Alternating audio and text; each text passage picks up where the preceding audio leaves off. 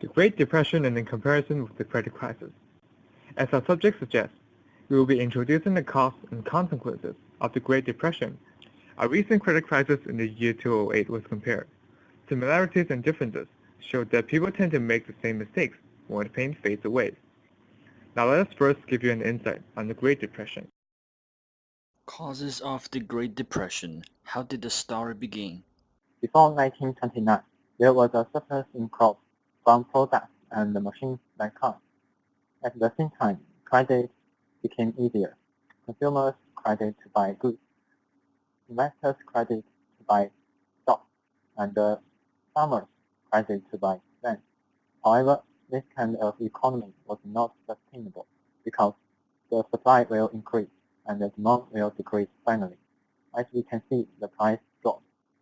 This is where the bubble lies in. On October 29, 1929, the Dow plunged and that day was called Black Tuesday. Most investors lost money. Besides, food price also decreased. Farmers even couldn't afford to transport their harvest to the market. What's worse, they couldn't pay back their debts, so the market collapsed. When both investors and farmers failed to pay back the banks broke down. Soon, the catastrophe spread from America to the whole world. Even the penguin laughed at the humans. What a catastrophe was there! Yeah, you're right. The world went into hell. But how? So, how did all of this spread from America to the other countries? There are three main reasons for that. Number one, protectionism. As the domestic market shrunk, different countries tried to dump their products overseas so as to at least recover the costs. This made the domestic sales in targeted countries very expensive. In order to defend against such action by the foreign countries, in 1930, the Smooth-Hawley Tariff Act was passed in the United States on foreign imports. Together with the tariff acts by the European countries, exports became so expensive that international trades were nearly ceased. Unemployment rates all over the world shot up very quickly. Number two, gold standard. In the 1920s, fixed exchange rates were set between countries based on gold standard.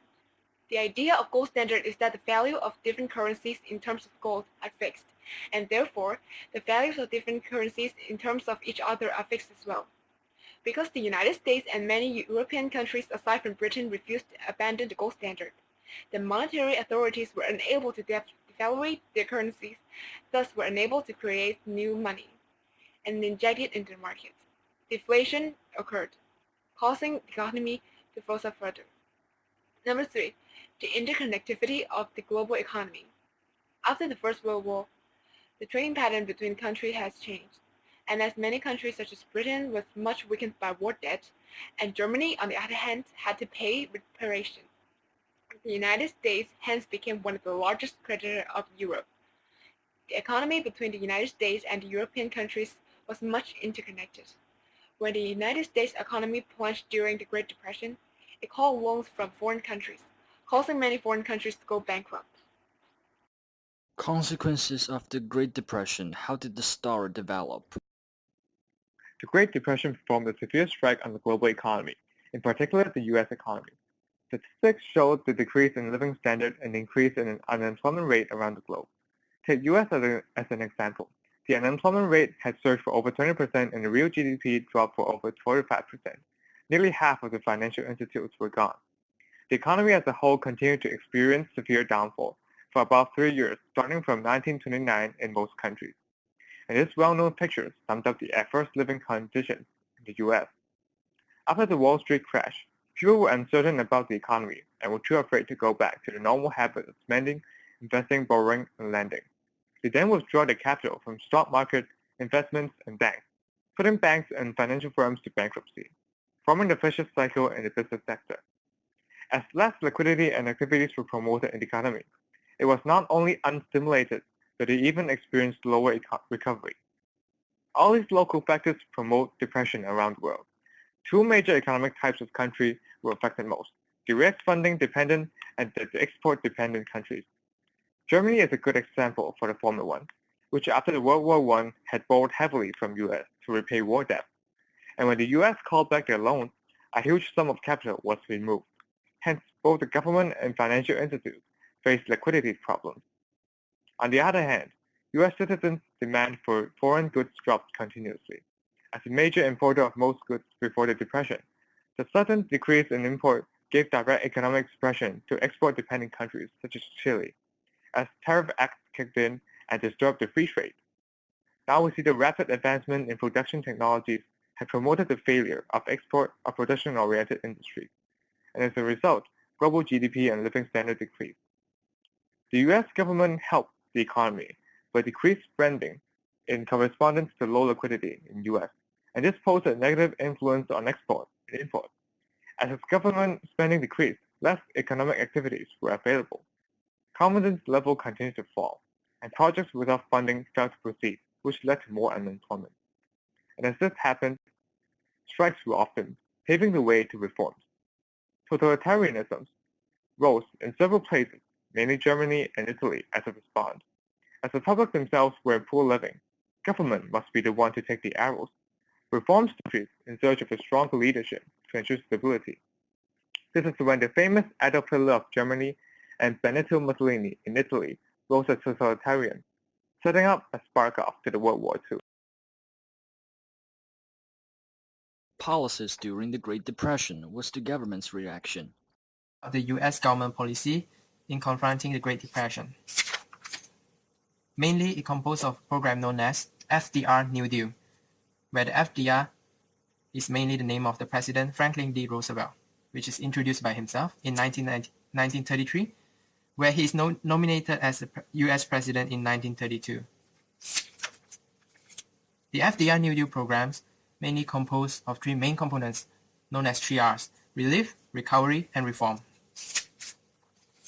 For relief, it composed of public works, which are also known as the government projects, such as building roads, bridges, and airports.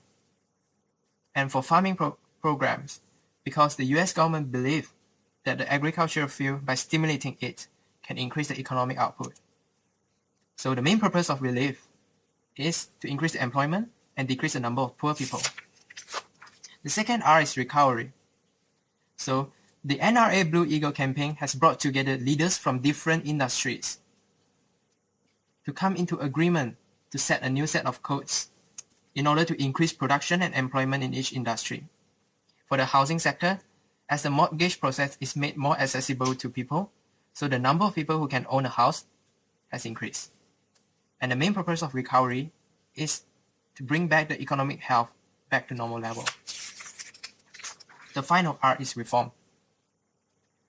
In reform, there is a trade liberalization, where the Tariff Reciprocal Act allows the current president to have the power to liberalize the products, the trade globally. And for Puerto Rico, it has made the crops diversification increase, and therefore increase the employment, production, and the profit of the local industry. And the main purpose of reform is to avoid another depression, which experienced in the 1930s. And that's the end of the policy. Comparisons: the Great Depression versus the credit crisis. Does the situation of the Great Depression sound familiar to you? Some say the cause and effects of the Great Depression is very similar to that of the 2008 credit crisis. So now let's compare the two. First of all, some backgrounds. In the 1990s, there was a saving glut in various developing countries such as Mexico, Korea, and many Asian countries. As the saving rates increased, the long-term interest rate fell. The equity and real estate capitalization rates fell as well. This led to a rapid increase in home price. Instead of keeping the mortgages to themselves, the banks sold some of the mortgages to government-sponsored enterprise in order to have more cash for more mortgages. After going through the process of securitization, the mortgage-backed securities were eventually sold to investors through investment banks. Such products were said to have low risk and, of course, low return. In order to make more profits, lenders looked for buyers aggressively and started to pay attention to subprime buyers. Due to loose regulations, these subprime buyers with low or even zero credits could get a subprime mortgage easily. This made the risk of having many homeowners to go default at once become very high. When the housing bubble finally burst, many subprime buyers went default at once. Many houses were put to sale at the same time, and the home price dropped significantly due to oversupply. With the houses now being almost worthless, so did the mortgages and the CDOs.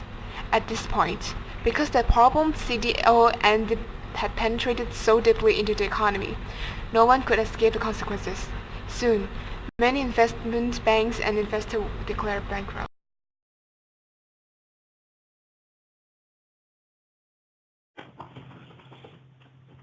The main cause of the Great Depression is that speculators withdrew their money from the stock market, and the sudden drop in stock market triggered the panic among investors. Many investors desperately cried, "Who wants stocks?" This made the stock market drop even more. As a result of losing money, consumers bought fewer goods. When the demand decreased, the price went down. The factories had to lay off a pack of workers to reduce the supply and sustain the factories. Thus, these workers had less income and they don't want to consume either.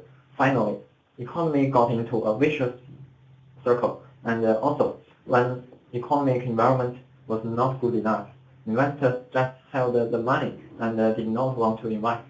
So the investing, producing more money circle. Well, in the credit crisis, the cause was also that there was a surplus. Investment banks connected the families and the investors by issuing mortgage-backed securities. When the house price kept going up, the investors and banks and the investment banks were all making good profits. However, when house price began to drop, the risk was higher.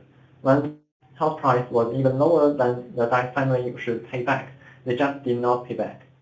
And this made investors, banks, investment banks lost their money. Then, crisis began. Which crisis is more severe? According to the graph of Short 2009, it took America only 16.5 months to recover from the credit crisis, while it took nearly 34 to recover from the Great Depression. However, if we took a view of the whole world, the credit crisis is more severe. According to Barry and Kevin, 2009, the output in the world dropped faster than in the credit crisis. The world stock market declined faster in the credit crisis, and the world trade also decreased faster in the credit crisis. In the world, the crisis brought a bigger disaster to the world. Conclusion. To summarize, we have discussed the causes and consequences of the Great Depression. Differences and similarity are also demonstrated to compare and contrast the effects of the two most infamous financial crises in the globe. One of the major causes of Great Depression is the lack of confidence of general public, and the government could do more, such as increasing spending to boost up public's confidence to the future at that time, but it was poorly done eventually. Another problem is imposing tariffs which intended to protect the national competitiveness of exportation. However, imposing tariffs will only bring prosperity and success to their own country, but a lose-lose situation to every country over America and Europe. The effect of collapsing economy in US eventually spread to other countries due to high interconnectivity of the global economy, protectionism, and fixed exchange rate. The economic downturn also nurtured the growth of tourism in Germany and Italy, and this is considered the reason which triggered World War II directly. US government had imposed defense policies to save the worsening economy, such as New Deal and 3 Rs, which is relief, recovery, and reform. The similarities of the causes of both crises is that people have invested aggressively before the crisis and did not foresee the upcoming downturn. In contrast, the personal consumption expenditure in Great Depression dropped a lot, but the scale of consumption decreasing in credit crisis is much smaller. The unemployment rate as well as the degree of slumping investment in Great Depression is also much higher than credit crisis. However, the industrial output, stock markets, and the volume of real trade decreased much faster during credit crisis than Great Depression. In the past few years, US and the world's government dedicated to recover the dreadful economy from the credit crisis, and the result is remarkable. Facing the upcoming economic challenges, it is utmost important to learn from the mistake and do the best to prevent it from happening again in the future. And that's the end of our presentation. Thank you for your attention.